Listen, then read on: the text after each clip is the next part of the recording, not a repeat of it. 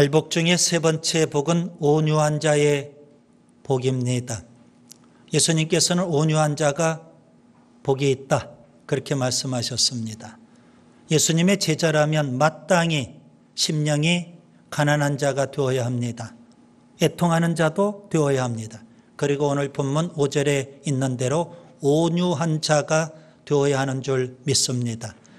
온유한 자에게 땅을 기업으로 주시겠다, 그렇게 주님이 약속하셨습니다.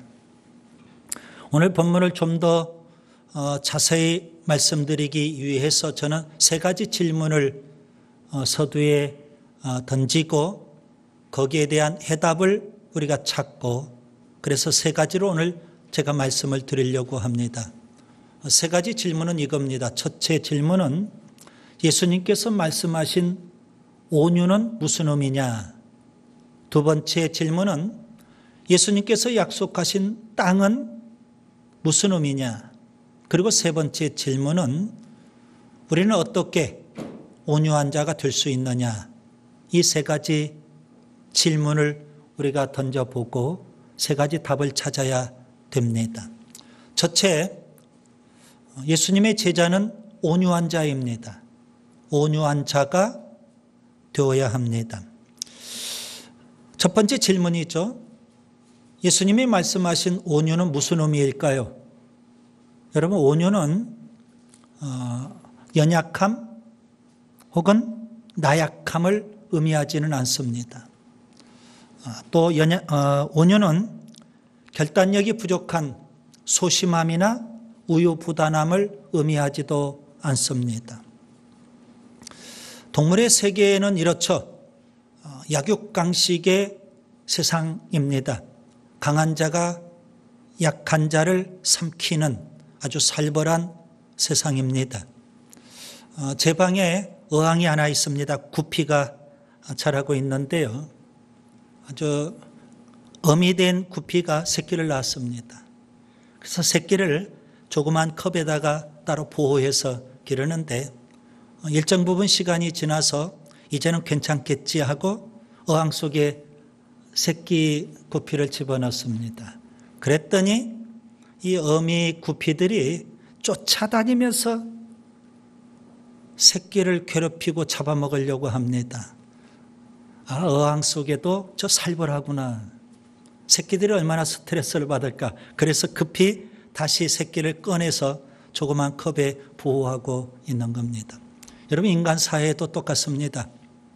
강한 자가 약한 자를 자꾸 억압하고 지배하고 착취합니다. 그것이 바로 세상이죠. 예수님 당시 로마 제국이 세상을 지배했습니다. 무력으로 세상을 정복한 겁니다. 인류 역사를 보면 세상을 정복했던 영웅들이 많이 있죠. 알렉산더, 여러분 잘 아실 겁니다. 로마의 가이사로 알려져 있는 가이사르, 그 다음에 몽고의 징기스칸, 이런 사람, 그 다음에 나폴레옹, 이런 사람들은 힘으로, 무력으로 세상을 정복하고 또 세상을 호령하며 한때 살았습니다. 지금은 다 사라져 버렸지만은요. 근데 문제는 사람들이 그렇게 힘을 동경한다는 겁니다. 권력을 동경하는 겁니다. 그래서 우리가 살고 있는 이 세상은 폭력이 끊이지 아니하고 좀 더 크게 전쟁이 끊이지 않는 살벌한 세상이 되고 말았습니다. 여러분, 세상의 가치관대로 한다면 오늘 본문 5절의 말씀은 이렇게 바꾸어야 됩니다. 힘 있는 자는 복이 있나니, 권력이 있는 자는 복이 있나니 그들이 땅을 정복할 것이며. 그런데 주님은 오늘 본문 5절에 뭐라고 말씀하셨습니까? 온유한 자는 복이 있나니 그들이 땅을 기업으로 받을 것이며, 이렇게 말씀하셨습니다. 자, 예수님께서 말씀하신 온유는 고대 세계에 주로 어떤 경우에 사용되었을까요? 세 가지 경우를 우리가 생각해 볼 수 있겠습니다. 첫 번째는 아주 강한 돌풍이 일어나는데 갑자기 잠잠해질 때, 그때 온유라는 단어를 사용합니다. 두 번째는 아주 사나운 야생마가 길들여졌을 때, 그때 또 온유라는 표현을 씁니다. 그리고 또 세 번째로는 막 열이 끓어오릅니다. 환자가. 그런데 갑자기 열이 뚝 떨어졌을 때, 그때 온유라는 단어를 사용합니다. 그러면 예수님께서 말씀하신 온유는 그런 의미가 속에 담겨 있는 거죠. 누군가가 나에게 아주 돌풍처럼 악의적인 비난을 퍼부을 때 내 마음이 돌풍처럼 막 일어나는 것이 아니라 잠잠해. 이것이 바로 온유입니다. 야생마처럼 거친데 그런 우리의 마음을 잘 다스리는 경우, 이런 경우를 온유라고 표현할 수 있습니다. 누군가가 나에게 비난하고 욕해요. 그러면 막 끌어오르죠. 열받죠. 그러지 않고 평상심을 유지하는 것, 이것이 바로 온유입니다. 겟세마네 동산으로 여러분을 초대합니다. 그곳에 베드로가 있고 예수님이 계십니다. 예수님께서 체포가 되는 그런 위험한 상황입니다. 유대 교권자들이 검과 몽치를 갖고 예수님을 체포하겠다고 지금 왔습니다. 그때 베드로가 본능적으로 힘을 발휘합니다. 가지고 있었던 칼을 뽑아서 휘두릅니다. 아주 극렬하게 저항을 하는 겁니다. 그런 베드로를 보면서 예수님께서 뭐라고 하셨을까요? 너 참 잘했다. 누군가가 앞장서서 좀 이렇게 해줘야 되는데 네가 했으니까 너무 잘했다. 그러셨을까요? 주님은 이렇게 말씀하십니다. 누가복음 22장 51절, 이것까지 참으라. 여러분, 이 말씀을 항상 마음속에 새기고 사실 수 있기를 바랍니다. 열받는 상황이 왜 없겠어요? 화나는 상황들이 많죠. 그렇지만 주님은 말씀하십니다. 이것까지 참으라. 마태복음에서는 이렇게 말씀하셨습니다. 마태복음 26장 52절, 내 칼을 도로 칼집에 꽂으라. 칼을 가지는 자는 다 칼로 망하느니라. 베드로는 칼을 휘두르면 이길 줄 알았습니다. 그런데 예수님은 칼을 휘두르면 망한다고 교훈해 주고 계시는 겁니다. 지난 6월 2일 청와대에서 이런 의식이 있었습니다. 중장 진급자 16명, 그들이 가지고 있었던 삼정검에 대통령이 수치를 달아주는 의식이 있었습니다.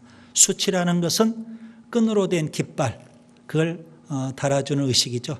중장으로 진급하는 자들에게 그런 의식을 행하고 대통령이 이렇게 교훈했습니다. 삼정검은 뽑아서 휘두를 때보다 칼집 속에서 더 힘이 강합니다. 예수님 베드로처럼 칼을 갖고 계시지는 않았습니다. 그러나 그 칼보다도 더 큰 힘을 주님은 갖고 계십니다. 마태복음 26장 53절에 너는 내 아버지께 구하여 지금 12군단 더 되는 천사를 보내시게 할 수 없는 줄로 아느냐. 만일 그렇게 하면 이런 일이 있으리라 한 성경이 어떻게 이루어지겠느냐. 베드로는 가지고 있는 칼을 뽑았습니다. 휘둘렀습니다. 좀 과격했죠. 반면에 예수님은 얼마든지 12군단도 더 되는 천군천사를 동원하실 수 있습니다. 그런데 주님은 온유하셨습니다. 지금 미국 흑인들이 격해 있죠. 흑인 한 사람이 경찰에 의해서 무참하게 죽었습니다. 분노할 만합니다. 전 세계가. 근데 20세기 미국 흑인들에게 정신적으로 영향을 끼쳤던 두 사람의 흑인이 있습니다. 한 사람은 마틴 루터 킹 목사이고요. 또 한 사람은 말콤 X입니다. 이 두 사람은 아주 대조적입니다. 마틴 루터 킹 목사는 비폭력을 주장했습니다. 말콤 X는 폭력을 정당화했습니다. 마틴 루터 킹 목사가 지향하는 것은 힘의 조절입니다. 말콤 X가 지향한 것은 힘의 폭발입니다. 아주 상반된 길을 걸었는데요. 여러분, 힘을 조절하는 것과 힘을 폭발하는 것, 어느 것이 어려울까요? 칼을 갖고 있는데 칼집 속에 갖고 있는 것과 칼을 뽑는 것, 어떤 것이 어려울까요? 힘을 조절하는 일 쉽지 않습니다. 칼집 속에 칼을 두는 것 정말 어렵습니다. 그래서 예수님은 제자들에게 온유해야 된다는 겁니다. 예수님의 제자라면 마땅히 이건 필연입니다. 온유한 자가 되어야 합니다. 여러분 다 자전거를 갖고 계시고 자동차를 갖고 계시고 자동차를 타시죠. 자동차에 보면 가속 페달이 있고 또 제동 장치가 있습니다.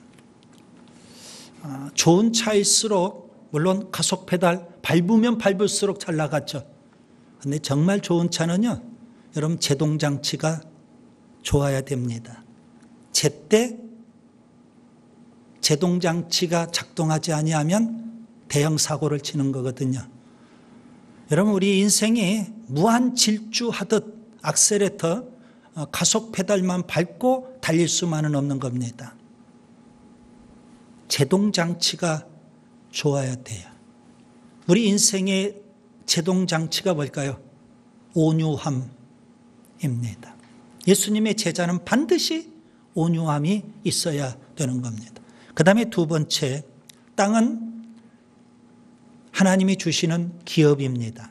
여러분 두 번째 질문을 생각해 보세요. 예수님께서 약속하신 땅은 무슨 의미일까요? 온유한 자는 땅을 기업으로 받는다. 주님이 그렇게 약속하셨죠. 이 말씀을 오해하면 안 됩니다. 온유한 자는 땅 부자가 된다. 온유한 자는 부동산 부자가 된다. 그런 의미가 결코 아니지 않습니까? 우리 그리스도인이 물론 부동산 많이 소유할 수도 있겠죠. 땅 부자일 수도 있을 겁니다.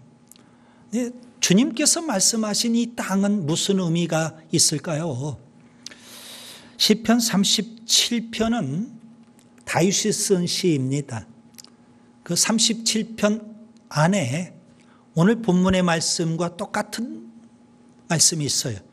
시편 37편 11절 온유한 자는 땅을 차지한다. 다윗이 그렇게 노래했습니다. 그런데 시편 37편을 자세히 좀 더 깊이 관찰해 보니까 땅을 차지한다는 이 표현이 5번 나옵니다. 그 표현도 다분히 오해의 소지가 있습니다. 내 마음대로 얼마든지 내가 땅을 사고 내가 얼마든지 주도적으로 땅을 차지한다. 그렇게 오해할 법합니다. 그런데 여러분, 이스라엘 백성은 기본적으로 하나님을 믿는 백성 아닙니까? 그들에게 있어서 땅은 어떤 의미일까요? 땅을 차지한다. 다윗이 그렇게 노래했는데 그 말은 땅을 상속한다. 그런 의미입니다. 달리 표현하면 여러분 땅은 누가 줄까요? 하나님이 주십니다. 이스라엘 백성은 기본적으로 그 믿음이 있습니다. 땅은 하나님이 주시는 기업이라는 겁니다. 그래서 예수님께서 오늘 본문에 온유한 자는 땅을 기업으로 받는다. 그렇게 표현하셨던 겁니다. 하나님께서 아브라함을 부르셨습니다. 갈대아 우르 지역에 살고 있었던 아브라함 75세입니다. 삶의 기반을 다 닦아놓았던 그곳, 아브라함은 하나님의 부르심에 기꺼이 모든 것 다 포기하고 떠납니다. 갈 바를 알지 못했지만 하나님은 그를 가나안 땅으로 인도하셨습니다. 가나안 땅에 도착하자마자 하나님께서 나타나셔요. 그리고 아브라함에게 땅을 약속하십니다. 창세기 12장 7절, 내가 이 땅을 내 자손에게 주리라. 아브라함에게 주시겠다는 말씀도 아니고 그의 자손에게 주시겠다. 아무튼 땅을 주시겠다고 약속하셨습니다. 아브라함의 자손들이 우여곡절 끝에 애굽에 정착을 합니다. 그곳에서 400년이 넘도록 노예 생활을 해요. 하나님께서는 모세를 통해서 이스라엘 백성을 이끌어내십니다. 이스라엘 백성이 출애굽을 할 때 하나님께서 이스라엘 백성에게 또 약속하십니다. 젖과 꿀이 흐르는 가나안 땅을 주겠다는 겁니다. 출애굽기 3장 17절, 내가 너희를 애굽의 고난 중에서 인도하여 내어 젖과 꿀이 흐르는 땅으로 올라가게 하리라. 이스라엘 백성은 하나님의 약속의 땅, 젖과 꿀이 흐르는 땅을 향해서 나아갑니다. 광야 40년을 거쳐서 그들은 가나안 땅에 들어갔습니다. 그런데 가나안 땅에는 이미 7족속, 가나안 7족속이 정착해 살고 있었던 겁니다.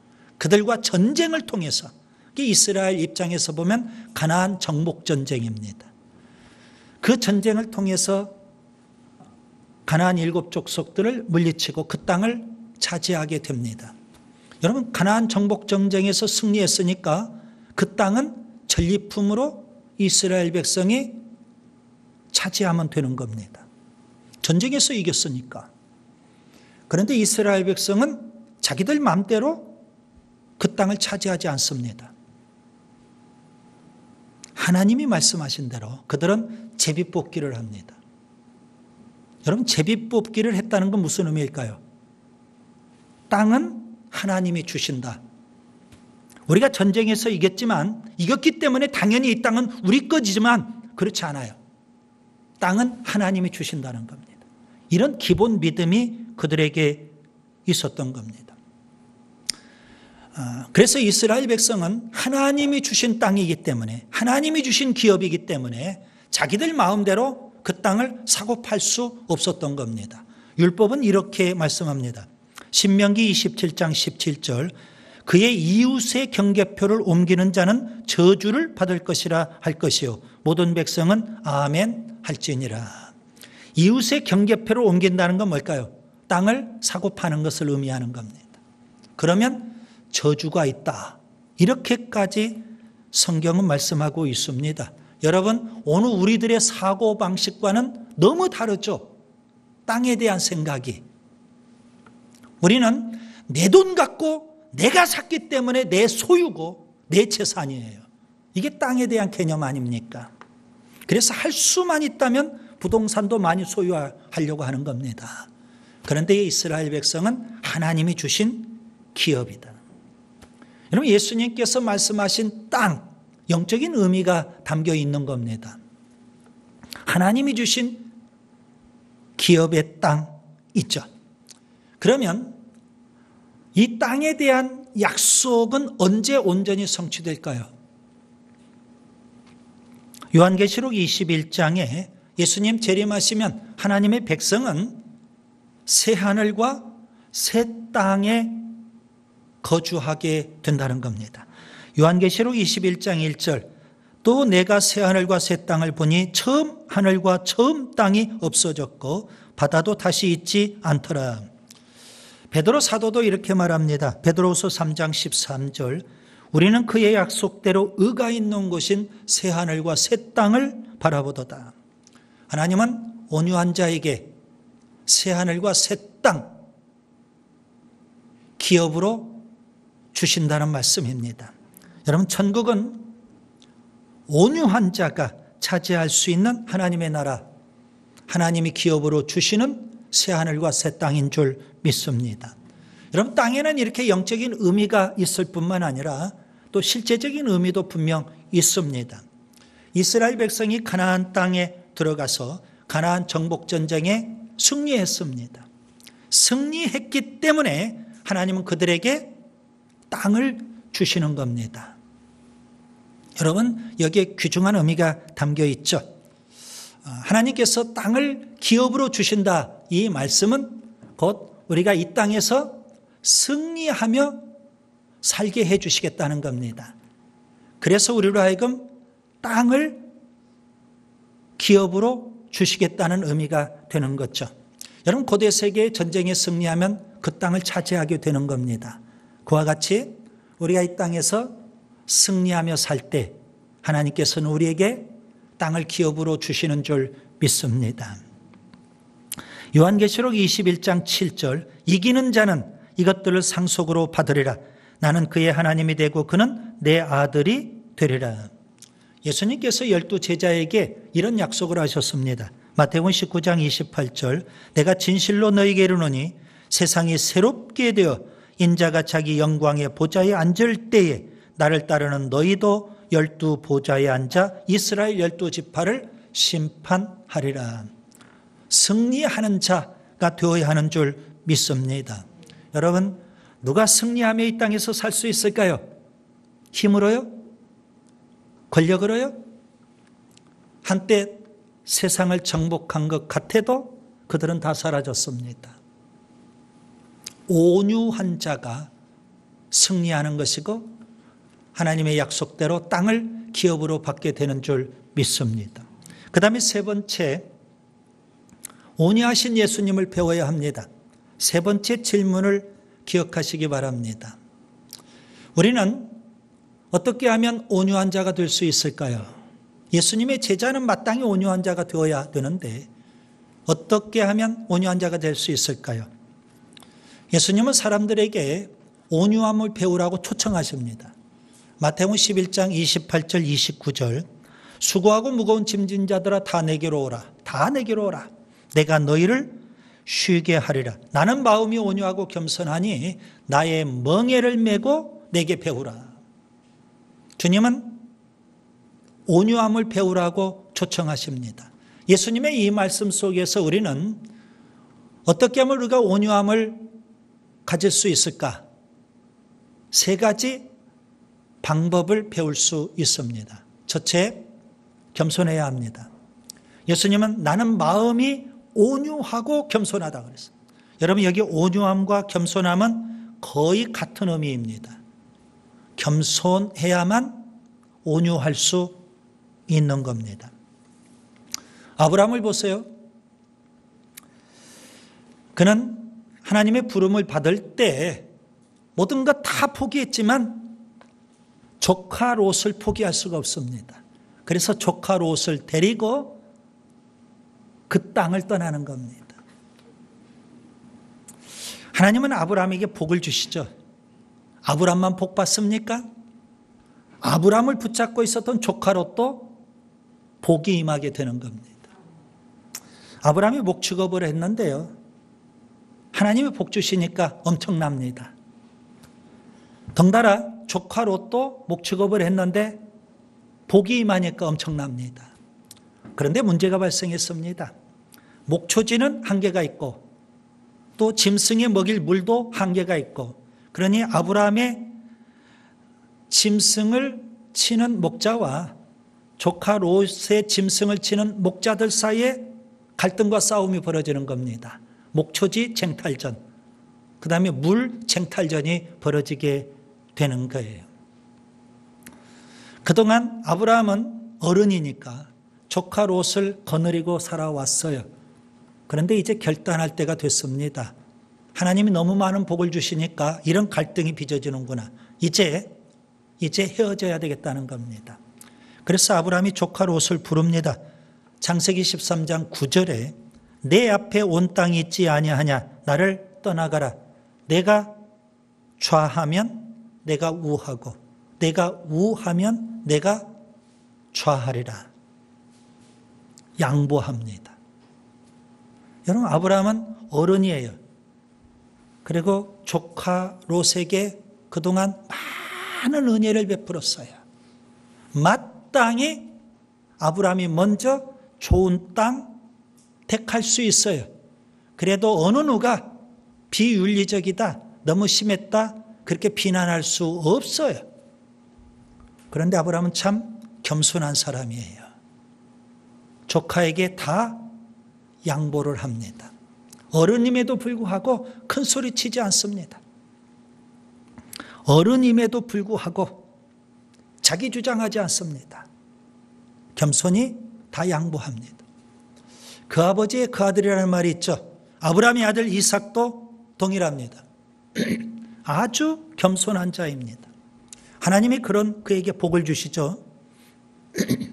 복을 주시니까 이삭이 농사를 짓는데 100배 축복이 임합니다. 여러분 놀라지도 않죠? 지금보다도 100배라고 한번 생각해 보세요. 엄청납니다. 사람들이 시기를 해요. 블레셋 사람들이 그 소식을 듣고 쫓아왔어요. 그 시대에는 우물이 참 중요하죠. 물. 이삭이 소유하고 있었던 우물들에게 다 흙을 집어넣고 우물을 메워버립니다. 그리고 우리 지역을 떠나라는 겁니다. 쫓겨났어요. 근데 이삭은 말없이 그 지역을 떠납니다. 그라레라는 지역에 가서 우물을 팝니다. 참 하나님 복을 주셔요. 물이 솟아나요. 그 소식을 듣고 그랄 사람들이 쫓아와요. 그리고 그 우물을 강탈해 가버립니다. 우리 거라고. 이삭은 또 겸손히 양보하고 다른 지역에 가서 우물을 파요. 또 물이 솟아나요. 그랄 목자들이 또 쫓아와서 그 우물을 강탈해 가버립니다. 이삭은 또 양보를 해요. 그리고 또 가서 우물을 팠어요. 물이 또 솟아나요. 이삭은 그 우물을 뭐라고 했을까요? 르호봇이라고 이름을 붙입니다. 무슨 의미일까요? 르호봇. 하나님께서 장소를 넓게 해주셨다. 땅을 주셨다는 겁니다. 창세기 26장 22절. 이제는 여호와께서 우리를 위하여 넓게 하셨으니 이 땅에서 우리가 번성하리로다. 겸손히 양보했더니 온유한 그에게 하나님께서는 복을 주신 줄 믿습니다. 겸손해야 돼요. 그 다음에 두 번째, 멍에를 메어야 됩니다. 나의 멍에를 메고 주님이 그러십니다. 본래 우리는 멍에 매지 아니한 아주 거친 야생마와 같습니다. 모난 돌과 같습니다. 예배당 안에서 오랜 기간 신앙생활을 했다고 하면서도 거친 야생마와 같은 성도가 많습니다. 모난 돌처럼 좌충우돌하는 성도도 의외로 많습니다. 왜 그럴까요? 멍에를 매지 않기 때문에 그렇습니다. 멍에를 매야 거친 야생마나 모난 돌이 아니라 온유할 수 있는데 그러지를 못하는 겁니다. 여러분, 주님께서 지금 멍에를 매라 그렇게 말씀하고 있지 않습니까? 그 멍에는 두 마리 짐승에 멍에를 씌우는 거예요. 그래서 한쪽에는 예수님, 그리고 한쪽에는 나. 가장 가까이에서 예수님과 같이 멍에를 쓰고 예수님과 호흡을 같이 하고 예수님을 닮아가야 되는 겁니다. 이 멍에를 쓴다는 것 참 중요해요. 우리는 멍에 쓰는 거 싫어합니다. 귀찮아합니다. 멍에는 고사하고 지금 마스크 쓰는 것마저도 이 무더운 여름에 너무 곤욕스러운 거 아니겠습니까? 그런데 멍에를 쓴다고 해보세요. 이건 죽을 맛이겠죠. 모세 40년 동안 애굽의 바로궁에서 생활을 했어요. 그 시대 최고 좋은 환경입니다. 최고 좋은 문화를 경험하고 삽니다. 그리고 최고 좋은 교육을 받습니다. 40년 동안 그렇게 살았어요. 그런데도 불구하고 모세는 혈기방장합니다.